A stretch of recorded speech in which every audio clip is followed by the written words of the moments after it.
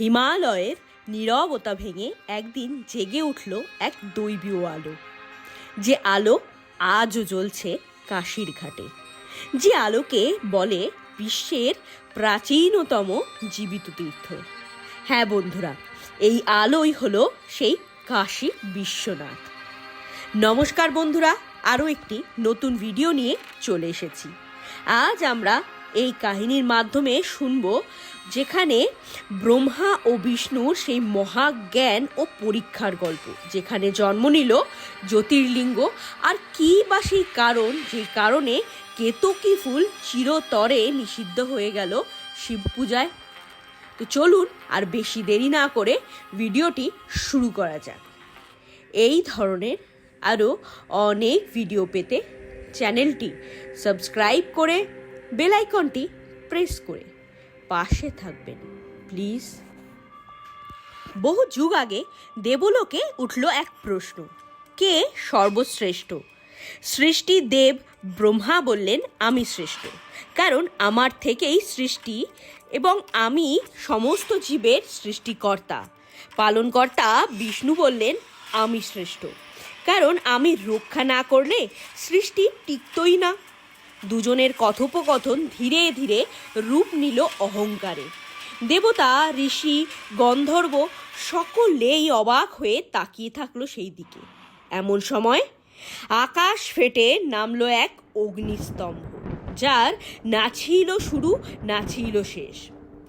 দেবতা কেউই বুঝতে পারলেন না এই জ্যোতি কে, এই জ্যোতি কি দিয়ে গঠিত, এই জ্যোতি কোথা থেকে এসেছে। স্তম্ভের ভেতর থেকে ঠিক তখনই এক অলৌকিক বাণী ভেসে উঠল, যে আমার শুরু বা শেষ খুঁজে পাবে সেই হবে শ্রেষ্ঠ। বিষ্ণু বললেন, আমি নিচের দিকে যাচ্ছি, পাতাল পর্যন্ত পৌঁছাবো। ব্রহ্মা বললেন, আমি যাব আকাশের চূড়ায়, জানবো কোথায় এর শেষ। তখনই বিষ্ণু রূপ নিলেন বরাহের, তার শক্তিশালী শৃঙ্গ ভেদ করে ঝাঁপ দিলেন স্তম্ভের গভীরে। আর হাজার হাজার বছর, লক্ষ লক্ষ বছর কেটে গেল, তবুও স্তম্ভের কোনো শেষ নেই।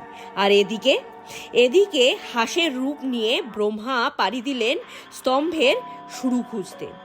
বিষ্ণু ক্লান্ত তবুও নম্র, তিনি উপলব্ধি করলেন এই জ্যোতি কোনো বস্তু নয়, কোনো রূপ নয়, এটি চেতনা, এটি পরম সত্য। তিনি ফিরে এসে নত শিরে বললেন, আমি শেষ খুঁজে পাইনি। এদিকে ব্রহ্মা যখন ওপরের দিকে উঠলেন, তখন তিনি এক ভাসমান কেতকী ফুলকে দেখলেন। ব্রহ্মা তাকে জিজ্ঞেস করলেন, তুমি কি এই স্তম্ভের চূড়া দেখেছো? কেতকী বলল, হ্যাঁ, আমি ওপরে থাকা দেবতার আসনে ছিলাম। ব্রহ্মা বললেন, তাহলে তুমি সাক্ষী থাকবে। আমি ঘোষণা করছি, আমি চূড়ায় পৌঁছেছি। দেবলোকে আনন্দে উচ্ছ্বাসিত।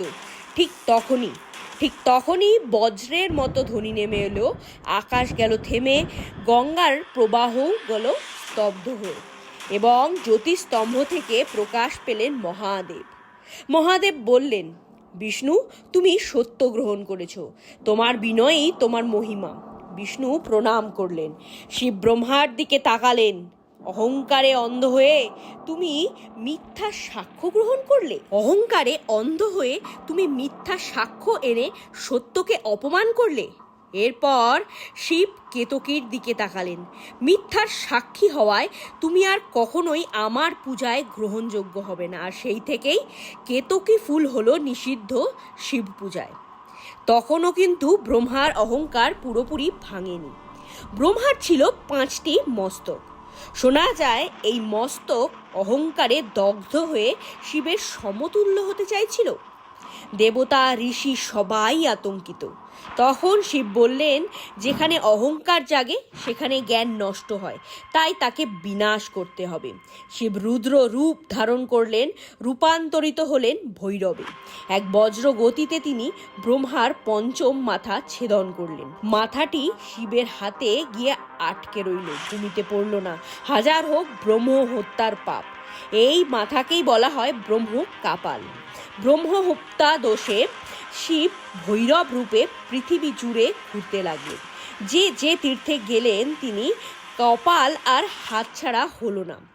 দেবতারা ভীত, তপস্বীরা স্তম্ভিত। শিব বললেন, অহংকার দহনের দায় আমি নিজেই বহন করব। তিনি ঘুরলেন কৈলাস থেকে কন্যাকুমারী, গয়া থেকে প্রয়াগ, তবুও কাপাল ঝরে না। শেষে তিনি পৌঁছলেন কাশী নগরীতে। কাশীর মাটিতে পা রাখতেই ব্রহ্মার কাটা মস্তক শিবের হাত থেকে আলগা হয়ে মাটিতে পড়ে গেল, আর সেই স্থান পরিচিত হলো কপালমোচন তীর্থরূপে, যে বিবরণ আমরা স্কন্দ পুরাণের কাশীখণ্ড থেকে পাই। বাণী ভেসে এলো, এ ভূমি মুক্তির ভূমি, এখানে পাপ ভেঙে যায়, অহংকার বিলীন হয়। শিব বললেন, এখানেই হবে আমার নিত্যবাস, এখানে মৃত্যু মানে সমাপ্তি নয়, বরং মুক্তির সূচনা। এভাবেই কাশী হলো অবিমুক্ত ক্ষেত্র। শিব তার জ্যোতির রূপকে এই ভূমিতে স্থাপন করলেন। এটাই বিশ্বনাথ জ্যোতির্লিঙ্গ, কারণ তিনি বিশ্বের নাথ, যে তিনি মুক্তির পথপ্রদর্শক, আর কাশী হলো তার নিজের ধাম।